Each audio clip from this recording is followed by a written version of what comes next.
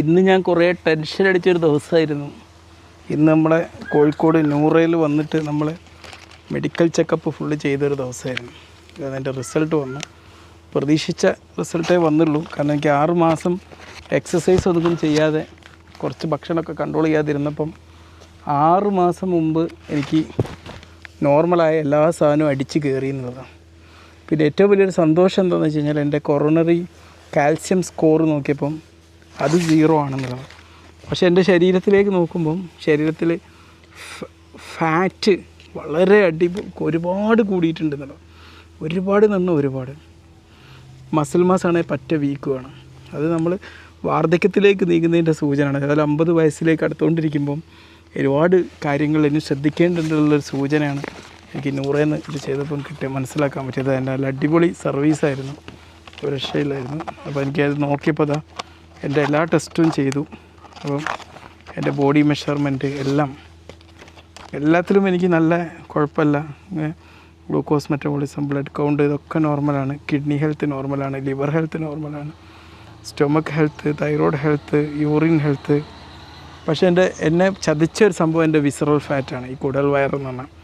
ഈ കുടൽ വയറിൻ്റെ അതേ ഫാറ്റ് എൻ്റെ ഹൃദയത്തിൻ്റെ ചുറ്റുപാടിലുണ്ട്. ഹൃദയത്തിൻ്റെ കൊറോണയാട്ടറിൻ്റെ ഉള്ളിലില്ല, പക്ഷേ പുറത്തുണ്ട്. അതും അപകടമാണ്. അപ്പോൾ ബോഡി മെഷർമെൻറ്റ്, ബ്ലഡ് പ്രഷറും ആദ്യമായിട്ടാണ് എനിക്ക് ഇത്ര കൂടിയത്. 140. പക്ഷേ എനിക്ക് തോന്നുന്നു വൈറ്റ് കോട്ട് ഹൈപ്പർ ടെൻഷൻ ആണോ അല്ല ഹൈപ്പർ ടെൻഷൻ്റെ തുടക്കമാണോ എന്ന് ചിന്തിക്കേണ്ടിയിരിക്കുന്നു. മാറ്റങ്ങൾ വരുത്തണം ജീവിതശൈലിയിൽ. ബ്ലഡ് കൗണ്ട് നോക്കിയപ്പോൾ നോർമലാണ്. കിഡ്നി ഹെൽത്ത്, ലിപ്പിഡ് പ്രൊഫൈൽ നോക്കിയപ്പം ചരിത്രത്തിൽ ആദ്യമായിട്ട് എനിക്ക് ട്രൈഗ്ലിസറൈഡ്സ് വല്ലാതെ അടിച്ച് കയറി എന്നുള്ളതാണ്. ഈ ട്രൈഗ്ലിസറൈഡ്സ് അടിച്ച് കയറുന്നതിൻ്റെ പ്രധാന കാരണം എന്ന് പറഞ്ഞാൽ എനിക്ക് തോന്നുന്നത് ഷുഗർ അടങ്ങിയ ഭക്ഷണം ഒരുപാട് കഴിച്ചുകൊണ്ടാണ്. ഷുഗറും വെള്ളരിയൊക്കെ ഒരുപാട് കഴിച്ചത്. ഈ നോമ്പിൻ്റെ സമയത്ത് ഒരുപാട് ഷുഗർ അടങ്ങിയ ഭക്ഷണം സാധാരണ കവിഞ്ഞ് അധികം കഴിച്ചു. ബിസ്ക്കറ്റുകൾ, ബേക്കറികൾ ഇങ്ങനത്തതൊക്കെ കുറച്ച് കൂടുതലായിട്ട് കഴിച്ചിരുന്നു. അതുകൊണ്ട് അതിൻ്റെ ഒരു ഇമ്പാക്റ്റ് എൻ്റെ ശരീരത്തിലുണ്ടായി. അത് മെറ്റബോളിക് റിസ്ക്കായി.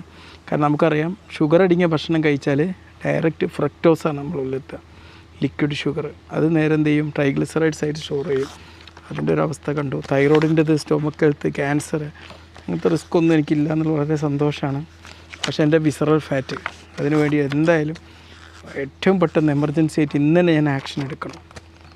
അങ്ങനത്തെ ഒരു കാര്യമാണ്. ഹൃദയത്തിൻ്റെ ആരോഗ്യം കുറച്ച് പരിതാപകരമാണ് അവസ്ഥ. അത് ഉള്ളിൽ ബ്ലോക്ക് ഉണ്ടായിട്ടല്ല, പുറത്ത് കൊഴുപ്പടിഞ്ഞ് കൂടിയോണ്ടാണ്. എല്ലിൻ്റെ ആരോഗ്യമൊന്നും വലിയ കുഴപ്പമില്ല, എല്ലാം ആണ്. ഏതായാലും നമ്മളെ നൂറയിലെ ചെക്കപ്പ്